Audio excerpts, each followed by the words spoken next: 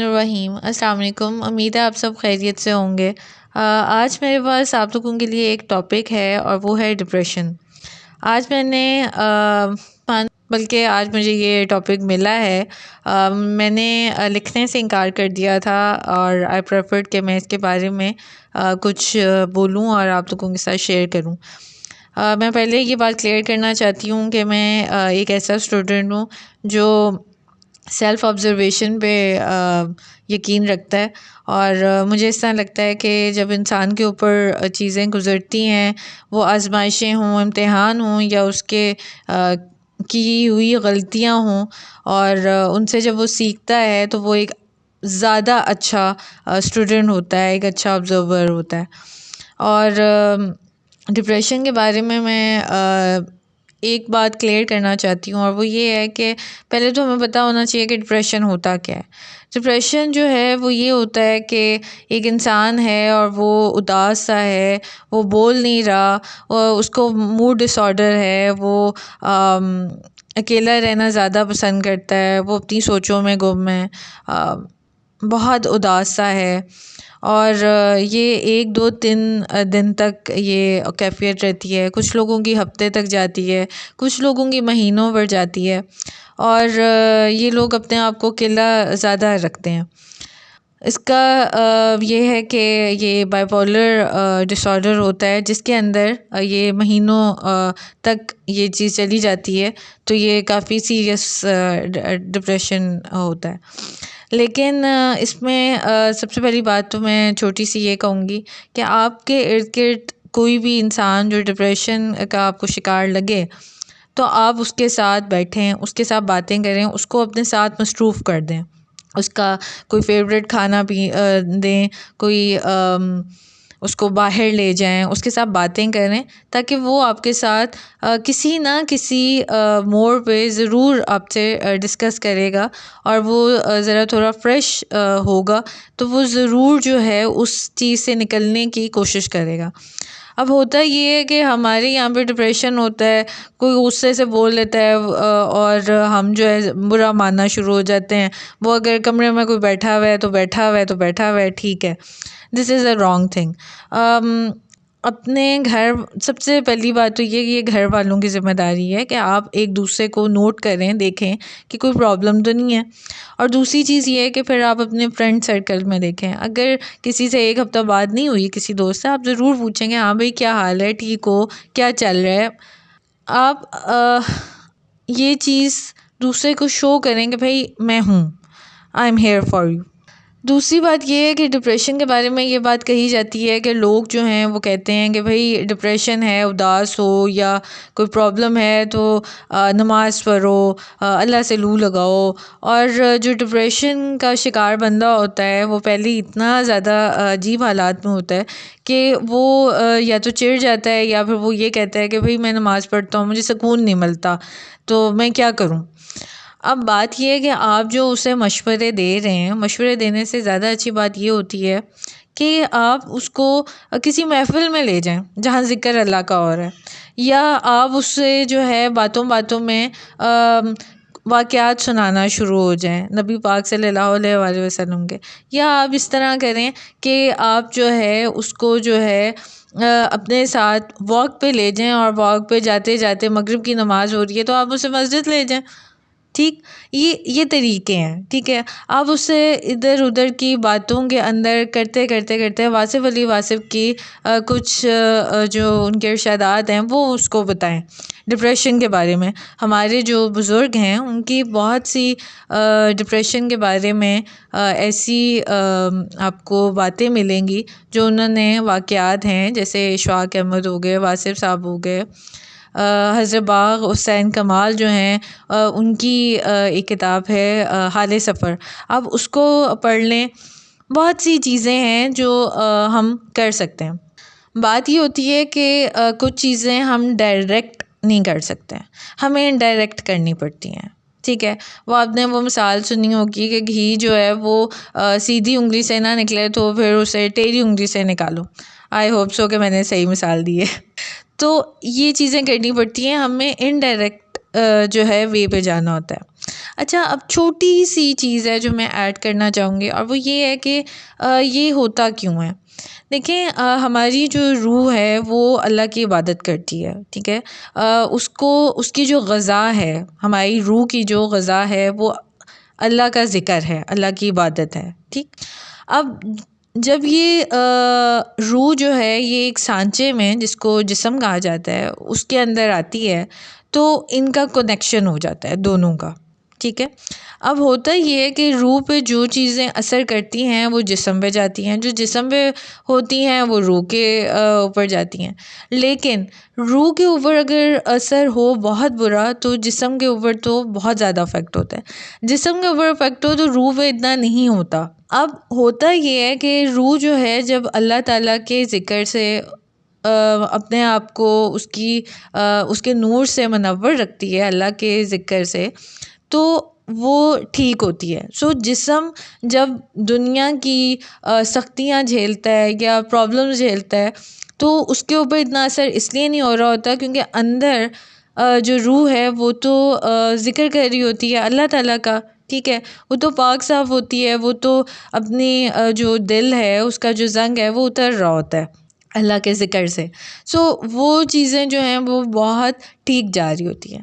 لیکن جب ہم اللہ تعالیٰ سے تھوڑی سی دوری اختیار کر رہے ہوتے ہیں، ہماری روح جو ہے وہ ذکر نماز سے ذرا تھوڑا ہٹ رہی ہوتی ہے، تو اس وقت کیا ہوتا ہے کہ وہ جو ہے روح بے چین ہونا شروع ہو جاتی ہے۔ اب جب ظاہر سی بات ہے جب روح کو غذا نہیں اس کی مل رہی تو اس نے بے چین ہی ہونا ہے، اس نے بیمار ہونا شروع ہو جانا ہے۔ جب وہ بیمار ہونا شروع ہوتی ہے تو بہت زیادہ اثر ہونا شروع ہو جاتا ہے جسم پہ، کیونکہ جسم جو ہے وہ تو ساری پروٹیکشن اس کو چاہیے ہوتی ہے، اس کی جو شیلڈ ہوتی ہے وہ پتلی ہونا شروع ہو جاتی ہے۔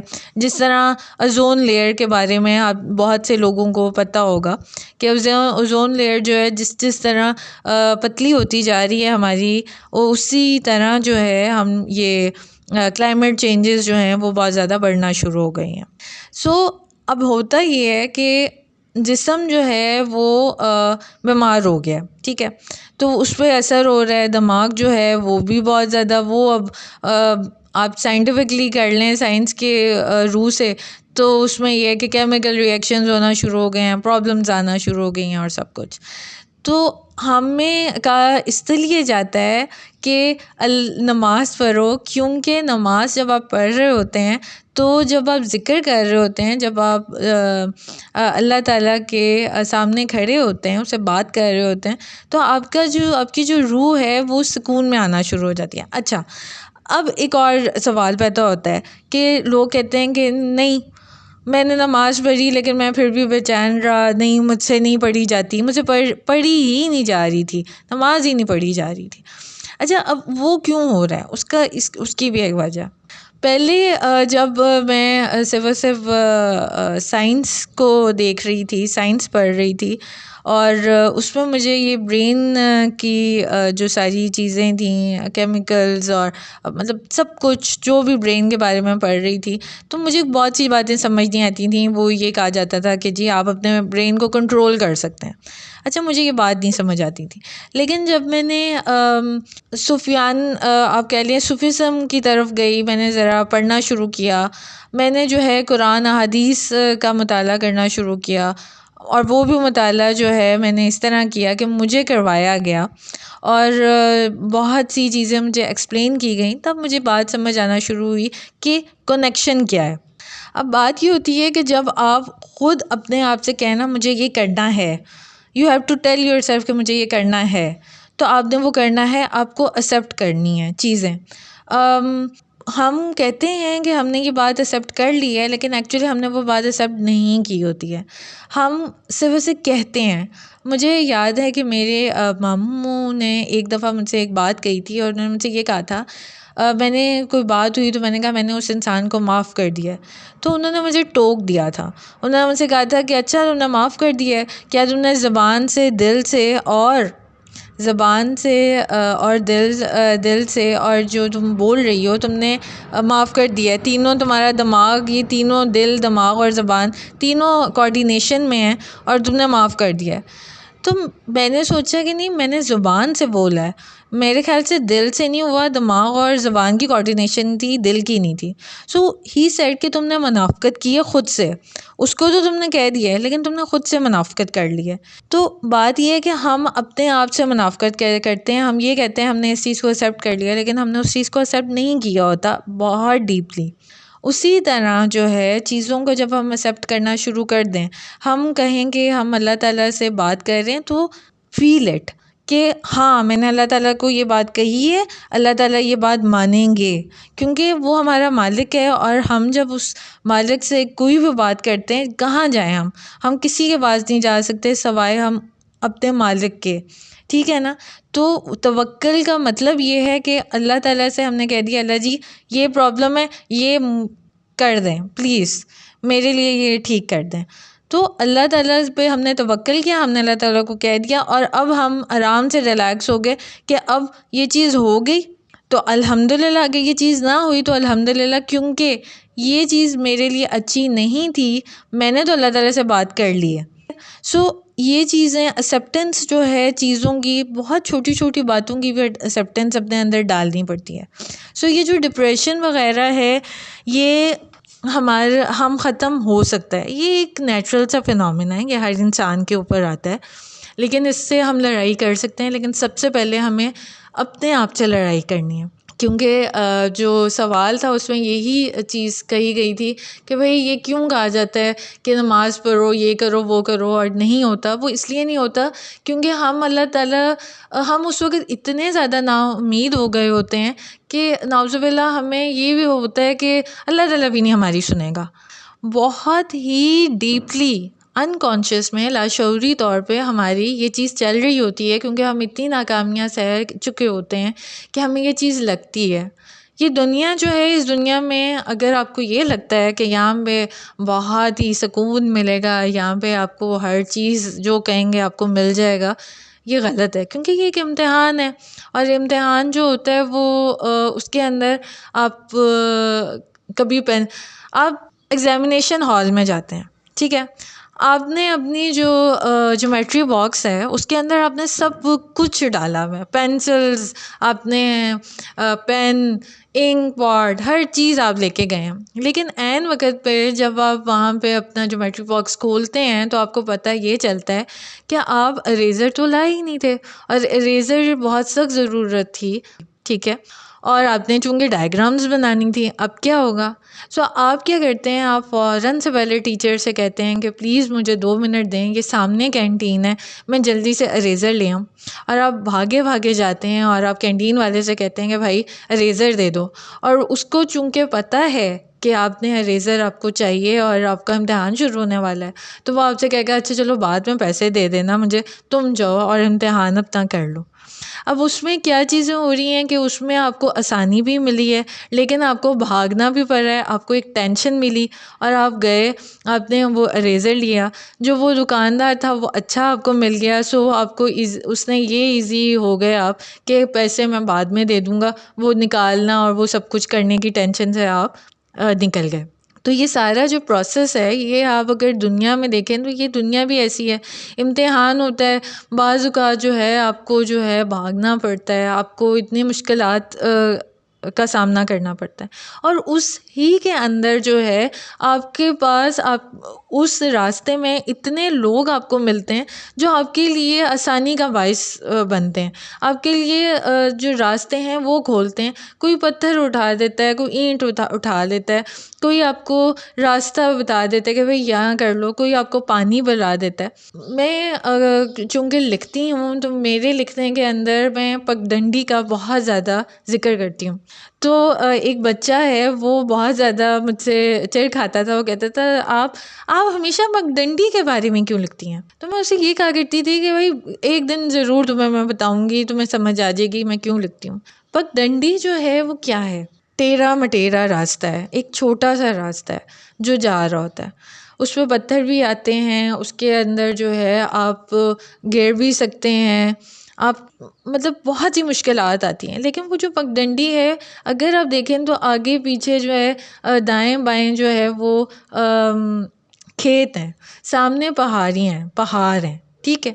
اور جو ہے پرندے جو ہیں وہ چہچہا رہے ہیں، لیکن وہ جو پگڈنڈی ہے اس کے بارے میں آپ کو یہ پتہ ہے کہ یہاں سے میں جب گزر رہا ہوں گا تو کھیتوں سے کوئی جانور آ کے جو ہے مجھے نقصان دے سکتا ہے، لیکن چونکہ وہ جو پہاڑ ہیں وہ اتنا پیارا نظارہ دے رہے ہیں، پرندے جو ہیں وہ چہچہا رہے ہیں، آپ جو ہیں اور پگڈنڈی جو ہے آپ گر سکتے ہیں اس پہ، لیکن آپ بجائے اس پہ کانسنٹریٹ کرنے کے آپ کا وہ جو موسم اور وہ جو پرندوں کا چہچہانا ہے وہ آپ کو اتنا اچھا لگ رہا ہوگا کہ اس پگڈنڈی پہ چلتے آپ احتیاط کر رہے ہوں گے، آپ وہاں سے پتھر اور چیزیں اٹھا رہے ہوں گے، شاید آپ جو ہیں ڈر بھی رہے ہوں گے بہت زیادہ، لیکن آپ جا رہے ہیں، آپ چل رہے ہیں، کیونکہ پیچھے آپ کو یہ بھی ڈر ہے کہ میں اس پگڈنڈی سے جلدی سے نکلوں تاکہ کوئی جانور میرے اوپر حملہ نہ کرے، اور آپ کو یہ بھی ہے کہ یہ جو لمحات مجھے اتنے پیارے اتنے خوبصورت ملیں ان کو بھی انجوائے کر لوں.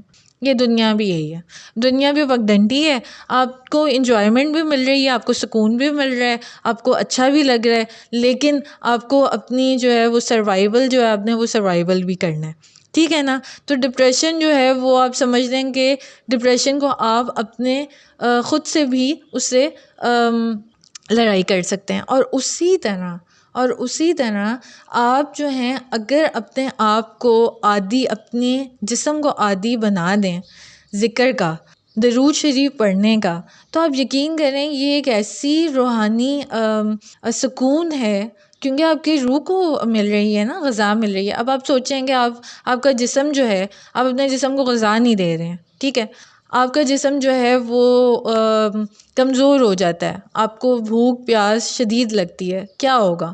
آپ بے ہوش ہو جائیں گے، یہی ہوگا نا. اسی طرح آپ کی جو روح ہے اس بیچاری کا کیا قصور ہے؟ اس کی جو غذا ہے آپ اس کو اس کی غذا دیں، آپ کو اس کی غذا مل جائے گی، آپ کا جسم آٹومیٹکلی بہت سی مصیبتوں سے نکل جائے گا، آپ کا دماغ بہت سی مصیبتوں سے نکل جائے گا، سکون ملے گا.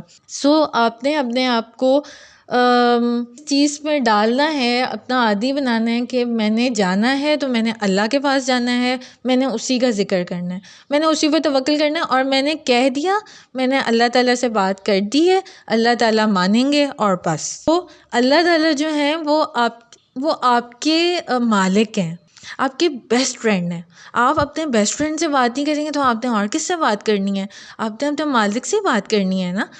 اس دنیا کے اندر جو لوگ ہیں وہ آپ کی بات سن لیں گے، آپ کی بات مان لیں گے کسی نہ کسی حد تک، لیکن ان لوگوں کو حکم کون دے رہا ہے؟ اللہ تعالیٰ. تو بھائی سیدھی سے جاؤ، اللہ تعالیٰ سے بات کرو، اللہ تعالیٰ سے کہو اللہ تعالیٰ دیکھیں میری بات سنیں، مجھے نماز پڑھنی ہے، مجھے نماز نہیں پڑھی جا رہی، آپ میری مدد کریں نا پلیز. اللہ تعالیٰ آپ کی مدد نہیں کریں گے. اللہ تعالیٰ جو ہے، اللہ تعالیٰ سے آپ مانگ کیا رہے ہیں؟ اسی کی عبادت مانگ رہے ہیں، اسی کی محبت مانگ رہے ہیں، ہے نا؟ تو اللہ تعالیٰ ضرور آپ کی بات مانیں گے. دوستی کرو، اللہ تعالیٰ جو ہیں وہ آپ کے ہیں، ٹھیک ہے نا؟ ان سے دوستی کریں، ان پہ توکل کریں، جو کہہ دیا اللہ تعالیٰ آپ نے کرنا ہے، مجھے نہیں پتہ، مجھے کر کے دیں. یہ جو چیزیں ہیں یہ چھوٹی چھوٹی چیزیں ہیں جو ہمیں کرنی پڑتی ہیں. بہت لمبا ہو گیا ہے، میں نے بہت ہی لمبی بات کر لی ہے، لیکن یہ کہ آپ لوگ اللہ آپ سب کو، ہم سب کو اپنی حفاظت میں رکھے، خوش آواز رکھے، آمین ثم آمین. Depression is nothing. اپنے آس پاس لوگوں کا خیال رکھو گے تو یہ ڈپریشن، یہ انگزائٹی، یہ سب کچھ ختم ہو جائے گا. لوگوں کو سننا سیکھیں، لوگوں کو سنو گے لوگ آپ کو سنیں گے، ٹھیک ہے؟ اپنا بہت زیادہ خیال رکھیے گا، اور مجھے اپنی دعا میں پلیز یاد رکھیے گا. ٹیک کیئر اینڈ اللہ حافظ.